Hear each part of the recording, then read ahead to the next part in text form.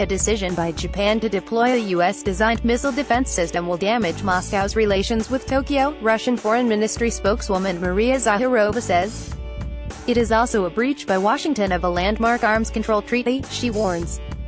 But Japan's Prime Minister Shinzo Abe has called the North Korean missile threat a national crisis, winning public support for new military roles and equipment that used to be taboo under Japan's strictly self-defense-only policy. Related, China protests Japan's plans for F-35 aircraft carriers as part of this crisis. Japan's government formally decided this month it would expand its existing ballistic missile defense system with U.S.-made ground-based Aegis radar stations and interceptors.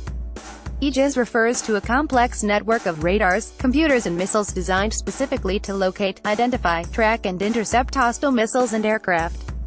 But both Russia and China regard the establishment of land-based missile defense networks to be a threat to their ability to launch retaliatory, second-strike nuclear ICBM missile barrages. The concept of mutually assured destruction has been a major diplomatic influence throughout and since the Cold War. Offensive defense actions like these are in direct contradiction to the priority of building military and political trust between Russia and Japan, and, unfortunately, will impact in a negative way on the whole atmosphere and bilateral relations, including negotiations over the peace treaty problem, Zakharova told a weekly briefing. In practice it will mean one more breach of the Intermediate-Range Nuclear Forces Treaty by the Americans with, in fact, Japan's assistance. Related, why Japan hasn't shot down Kim's missiles. Russia and Japan never formally ended their hostilities after World War II because of a dispute over a chain of islands in the Pacific. Concluding a peace treaty between Russia and Japan would involve Moscow examining how it could be affected by Tokyo's security commitments to its allies, Russian President Vladimir Putin said last month. But the ongoing testing of ever more sophisticated ballistic missiles by North Korea, along with the heated war of words between its leader Kim Jong-un and U.S. President Donald Trump, have spurred both South Korea and Japan to improve their defenses. Explore more, what war between the U.S. and China would look like. The arrival of U.S.-operated THA-80 anti-missile radars and interceptors in South Korea earlier this year sparked a diplomatic standoff with China, which fears its radars will peer deep within its own territory. Russia holds similar fears for the Aegis Ashore network proposed by Japan will do the same to its strategically significant Pacific territories. Aegis Ashore. Prime Minister Shinzo Abe's cabinet earlier this month approved Japan's biggest defense budget at 5.19 trillion yen, $46 billion. Much of the extra money is aimed at bolstering its existing ballistic missile defense capability.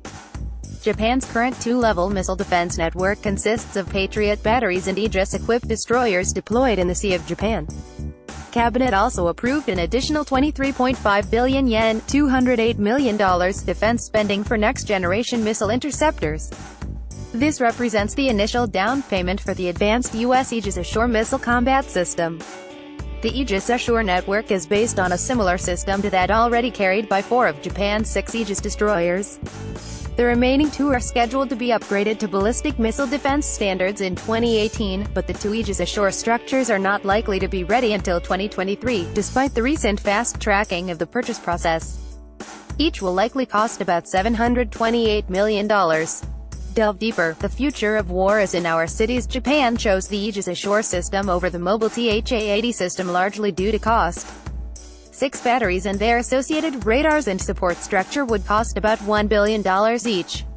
North Korea has test-launched more than a dozen missiles this year alone, 2 flying over northern Japan and several others landing inside Japan's 200 nautical mile exclusive economic zone.